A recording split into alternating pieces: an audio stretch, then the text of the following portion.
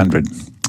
Well, have you got kids or grandkids in early education? We've been talking quite a bit about the pressures on our teachers and on our parents in early education. I've been reading a lovely book over the last couple of days or so, looking at our teachers and the kind of things that they should be thinking about when it comes to early education. It's called Pause and Ponder, and it's been written by a couple of our local educators, Kate Meek and Annie O'Sullivan, who are in our studio as we speak here at ABC Illawarra. Hello, how are you going? Well, thanks. Thanks, Nick, for having us in here. Hello. Hello. Great to be here. Yeah, tell me about your history as educators, first of all, for you, Annie. It's very long, as you can see by the wrinkles and the grey hair. But, don't be silly. I've worked, I don't know, over 30 years probably. Started off as a primary educator, but moved into the early childhood sector as my children went to preschool. I thought that's the place I want to be. What made you move? Just the flexibility, the individuality of the education and care in that sector. And the way I could fashion my teaching around the individual child.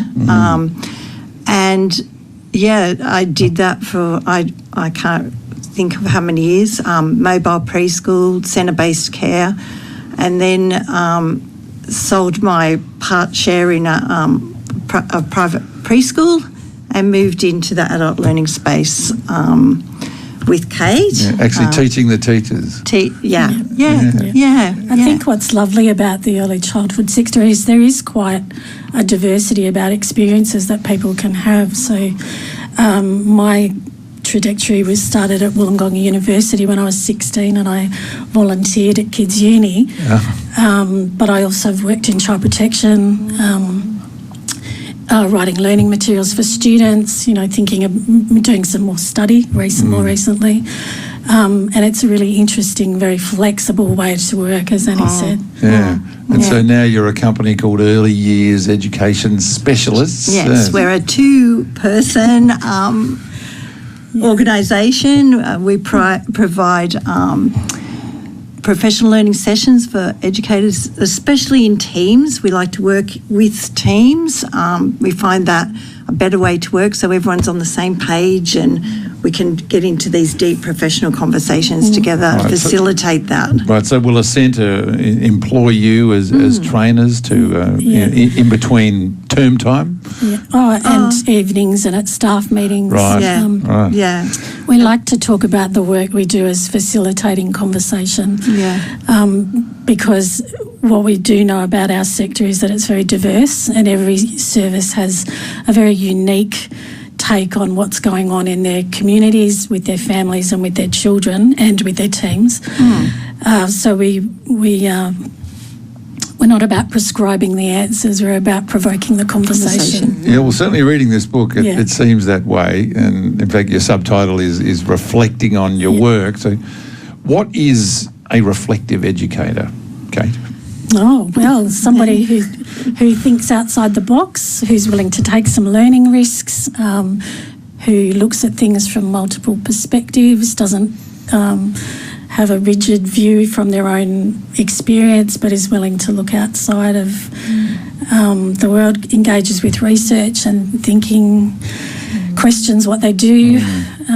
Looks into the real why behind what we do. And in early childhood, our documents that guide us, our learning frameworks, suggest that we are reflective and we think about that why and always continuously improving that why we do things, thinking about it and the way we do, how we do it. Yeah, one of the things that struck me in reading through it was there's a lot of considering that the child's voice. Even something that almost shocked me, which was even considering the child's voice when it comes to their own OH&S.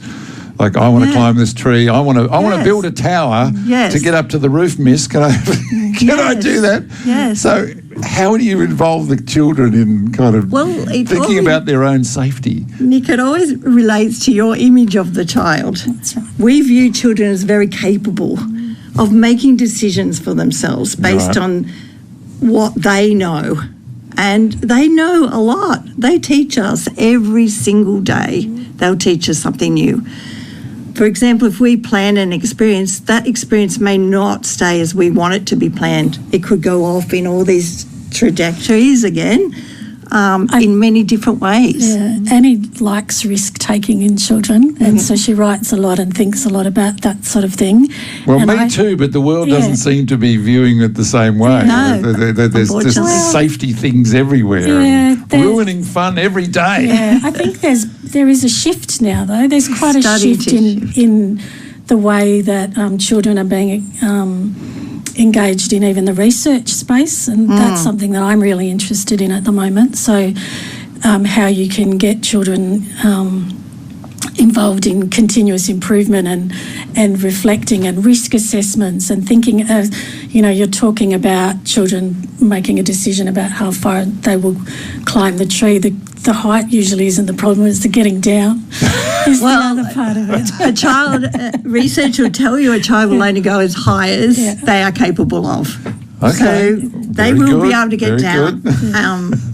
We don't have to worry about that. They will be But of course accidents happen, but hey, that's life. We've got standards and regulations that support us to keep children safe. Yeah. And we don't discount the value of those things, but we do talk a lot in our business about making room for innovation and thinking, and that's one of the reasons why we wrote the book, was that we think that people need to step back from their everyday practice and think about the important things that are happening for children in their learning environments and really thinking about that. You also spend a bit of time talking about keeping Aboriginal and Torres Strait Islander knowledge at the centre of what you do, and yet there's an example of one of the schools you work with that wanted to do a NAIDOC celebration, and they said, well, we'd rather you didn't, because there's nobody from your culture in your centre. I mean, how do you deal with that kind of dichotomy? That was a centre that I was working at. Yeah. And I think what we did in that space was very respectful. What the family came to engage with the service in meant that we actually got a very real experience of what that family and those children had, and the values and things that were important to them, and that came through. And that decision wasn't a decision that went forever. That was a decision for that particular centre in that particular year. Yeah. And that was a very respectful way of handling it. It didn't mean that we didn't have beautiful resources that showed respectful representation of Aboriginal people in our communities. Didn't mean that we didn't go and visit beautiful cultural sites or on country and those kind of things, but it changed our thinking a little bit. Yeah, the consultation was the point of it, I suppose, wasn't it? It's the main thing we need to do. We need to talk to our elders in our local communities. So, because there is so many different communities of Aboriginal and Torres Strait Islander people and that's what early childhood is about. It's about your local community, your learning community, where you sit. So it's very important to have that engagement, that liaison, and it's all around truth-telling and healing. It's the healing process. And I think us in early childhood education and care, it's a main focus now of our learning frameworks, that we engage with our local communities of Aboriginal and Torres Strait Islanders, and we need to do that respectfully and get their input into things such as NAIDOC Week, Sorry Day, whatever these days are now, but it's also an ongoing commitment that we offer their voice in our programming and planning. Well, it's been lovely to experience your own voices through the medium of the book, let me tell you, and have you face to face. It's been lovely. Thank you. Thank you. And wish you all the best with the books. Thank you so much. Thank you. It's Kate Meek and Annie O'Sullivan from Early Years Education Specialist. Their latest book is called Pause and Ponder. You were Nick Rheinberger, 97.3 ABC Illawarra. My number is 1300 973 300. Send me a text, 0467 922 684.